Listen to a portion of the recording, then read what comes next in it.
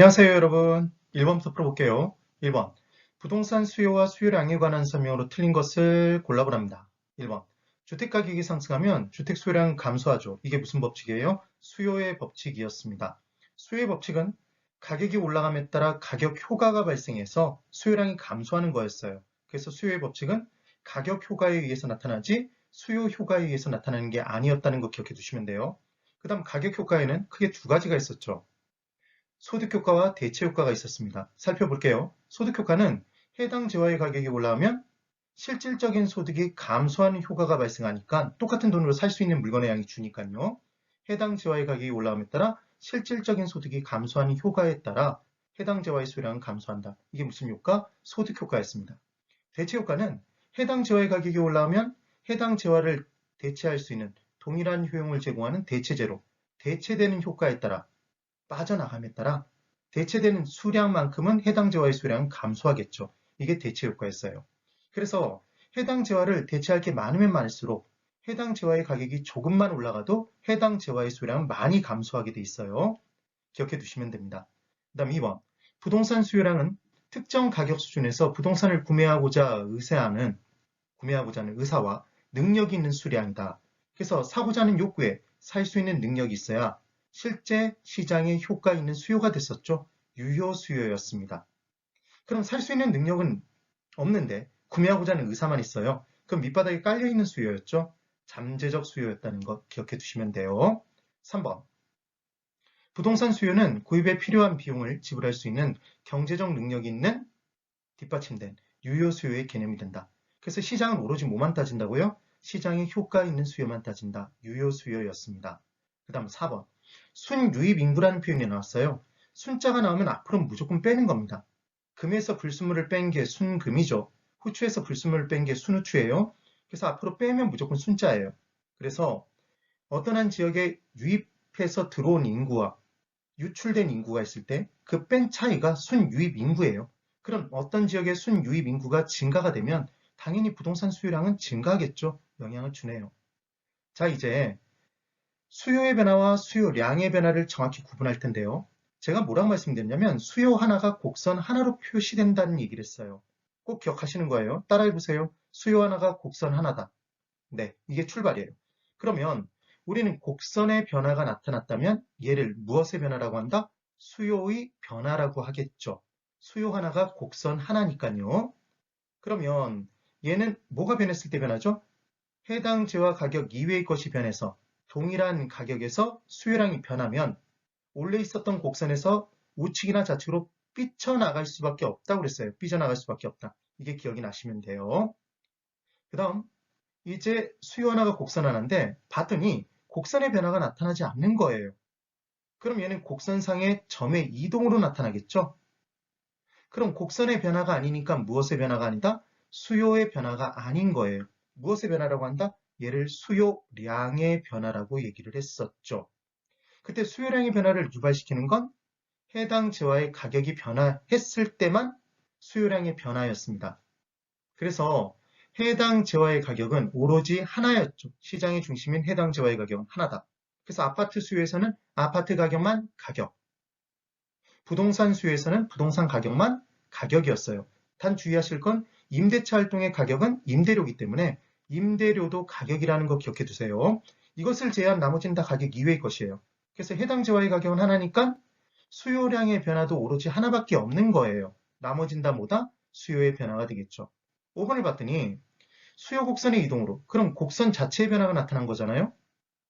그럼 얘는 무엇의 변화죠? 여기서 나왔네요. 수요의 변화예요. 그래서 수요의 변화도 수요량은 변하는데 동일한 가격에서 수요량이 변화하는 거죠. 그래서 얘를 수요의 변화라고 얘기를 합니다. 5번이 틀렸네요.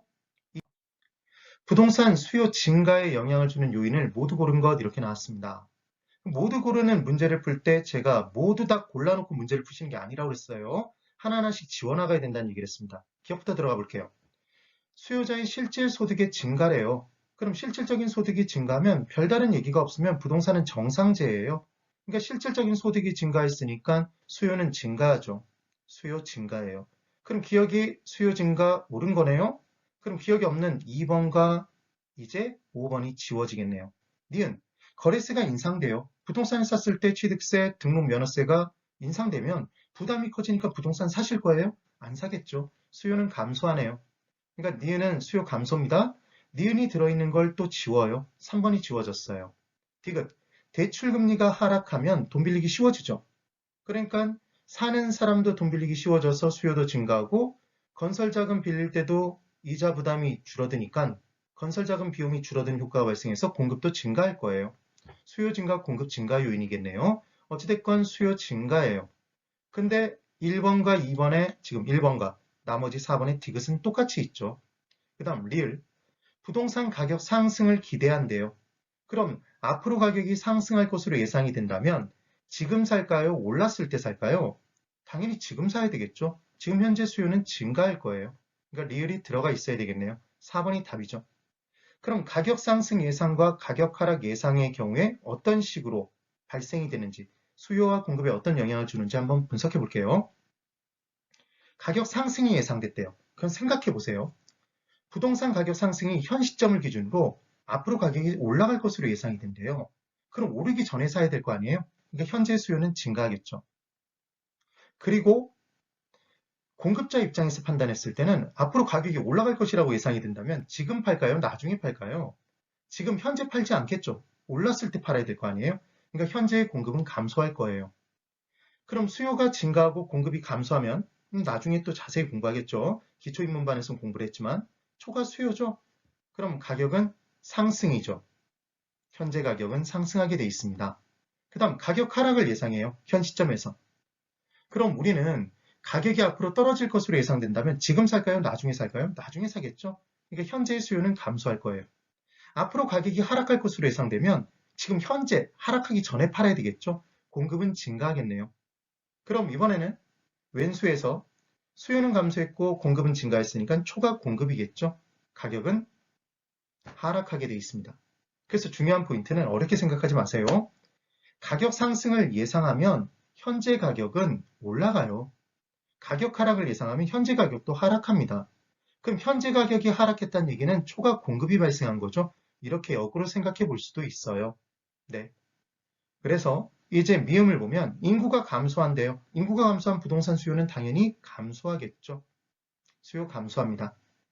답은 그래서 4번입니다. 다음 3번. 아파트 시장의 수요 곡선을 좌측으로 이동시킬 수 있는 요인은 모두 몇 개입니까? 이렇게 얘기를 했어요. 그럼 수요 곡선이 있는데 우하향하는 수요 곡선이 있어요. 얘가 좌측으로 이동한다는 얘기는 수요 감소잖아요, 여러분. 그래서 수요 감소 요인을 찾는 거예요. 그때 곡선 자체가 우측, 지금 좌측으로 이동한다는 얘기는 곡선의 변화죠. 가격 이외의 요인이 변하는 거죠. 주의합니다. 그래서 모두 몇 개인가? 첫 번째, 수요자의 실질 소득이 증가한대요. 그럼 별다른 얘기가 없으면 아파트는 정상제죠, 여러분? 그럼 소득 증가 시 수요 증가예요? 수요 증가네요. 그 다음, 아파트 선호도가 감소됐대요. 그럼 역시 수요 감소죠? 아파트 수요 감소. 이번에는 자, 그러면 이제 세 번째, 건축 원자재 가격이 하락했답니다. 그럼 건축 원자재 가격이 하락했다는 얘기는 공급자 입장에 공급 비용이 감소한 거죠. 그러니까 공급의 증가 요인이지 수요의 요인이 아니에요. 공급 증가. 대체주택 가격이 하락했대요. 아파트와 동일한 효용을 제공하는 대체할 주택이 있는데 그 가격이 하락하면 그 대체주택으로 아파트 수요가 넘어가겠죠. 그러니까 아파트 수요는 감소하겠네요. 사회적 인구가 감소했어요. 수요 감소하죠, 여러분? 아파트 담보 대출 금리가 하락했대요. 그럼 유효 수요는 돈 빌리기 쉬워지니까 증가하겠네요. 아파트 가격이 하락하면 주의하실 건 얘는 아파트 가격의 변화잖아요. 그러니까 곡선 자체가 이동하지 않아요. 이것도 수요량의 증가죠, 지금. 그래서 얘는 곡선상의 점의 이동, 수요량의 증가입니다. 이해되셔야 돼요. 그러니까 만약 어렵게 내면 아파트 가격의 상승을 집어넣으면 헷갈리실 거예요. 아파트 가격 상승은 곡선상의 점의 이동이라는 걸 기억하세요. 수요량의 감소로 주의해 두시기 바랍니다. 그래서 지금 수요 감소 요인은 3개죠. 되셨나요? 그래서 수요의 변화와 수요량의 변화를 어렵게 구분하지 마시고 무조건 우리는 수요의 변화가 아니면 수요량의 변화일 거잖아요. 근데 이게 어느 정도 비슷한 숫자가 있으면 헷갈릴 텐데 수요량의 변화는 오로지 하나밖에 없다고요. 해당재와의 가격만. 그러니까 해당재와 가격을 제외한 나머지 요인은 다 수요의 변화다. 이렇게 기억하시는 거예요. 그래서 제가 질문을 드리면 다 수요의 변화, 곡선 자체의 변화라고 대답할 준비를 해주시고 오로지 딱 하나 떴을 때 해당 재화의 가격이 떴을 때만 수요량의 변화, 고로 수요의 변화가 아니니까 곡선의 변화가 아니다. 고로 곡선상의 점의 이동으로 나타나겠구나. 이게 포인트입니다. 기억해 두세요. 가격 상승 예상이나 가격 하락 예상은 현재 가격이 변한 게 아니에요. 이게 되시죠? 그러니까 가격의 변화가 아니라는 걸 꼭 기억해 두세요. 임대료의 변화는 가격의 변화라는 것도 주의해 두십니다. 네, 오늘 여기까지입니다. 대단히 수고 많으셨어요.